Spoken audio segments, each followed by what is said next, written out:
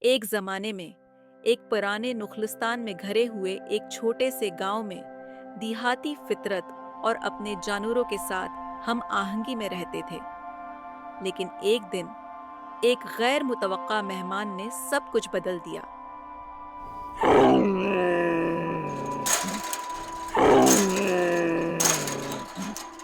او میرے خدا، یہ کیا ہے؟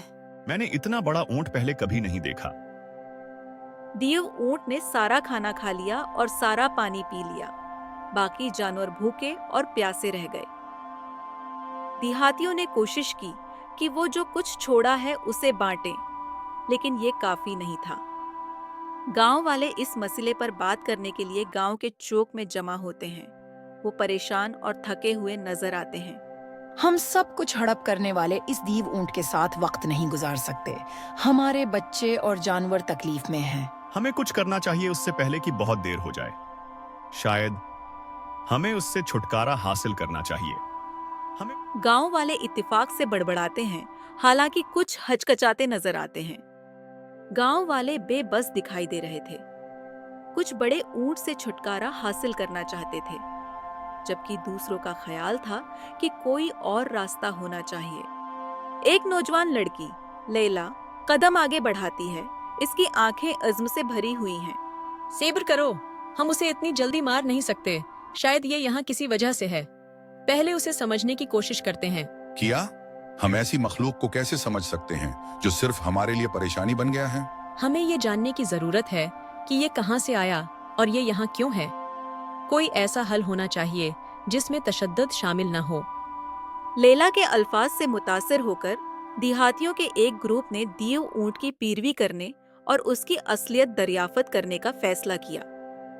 لیلا، عامر اور چند دوسرے دیہاتی دیو اونٹ کے پیچھے صحرا میں چلے جاتے ہیں۔ سفر لمبا اور مشکل ہے۔ وہ ایک قدیم، بھولے ہوئے نخلستان میں آتے ہیں۔ دیو اونٹ ایک چھپے ہوئے چشمے سے پانی پیتے ہوئے نظر آتا ہے۔ یہ اس کا گھر ہونا چاہیے۔ یہ ہمارے گاؤں میں اس لیے آیا کیونکہ اس کے پانی کا ذریعہ سوکھ گیا تھا۔ دیہاتیوں کو احساس ہوا کہ دیو اونٹ کوئی خطرہ نہیں بلکہ ضرورت مند مخلوق ہے۔ ہمیں اس کا گھر مل گیا۔ اسے صرف پانی اور خوراک کی ضرورت ہے۔ اگر ہم اپنے وسائل میں سے کچھ بانٹ لیں اور نخلستان کو دوبارہ تعمیر کر لیں تو اسے اب ہمارے گاؤں میں آنے کی ضرورت نہیں پڑے گی۔ گاؤں والے مل کر پانی اور خوراک کو قدیم نخلستان تک پہنچاتے ہیں۔ وقت کے ساتھ ساتھ نخلستان ایک بار پھر پھلتا پھولتا ہے۔ محنت اور شفقت سے گاؤں والوں نے دیو ہیکل اونٹ کا گھر بحال کر دیا۔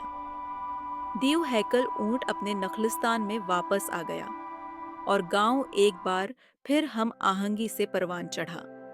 اور یوں دیو ہیکل اونٹ اور گاؤں والے ساتھ ساتھ رہتے تھے۔ یہ سمجھتے تھے کہ بڑے سے بڑے مسائل بھی تھوڑی سی مہربانی اور تعاون سے حل ہو سکتے ہیں۔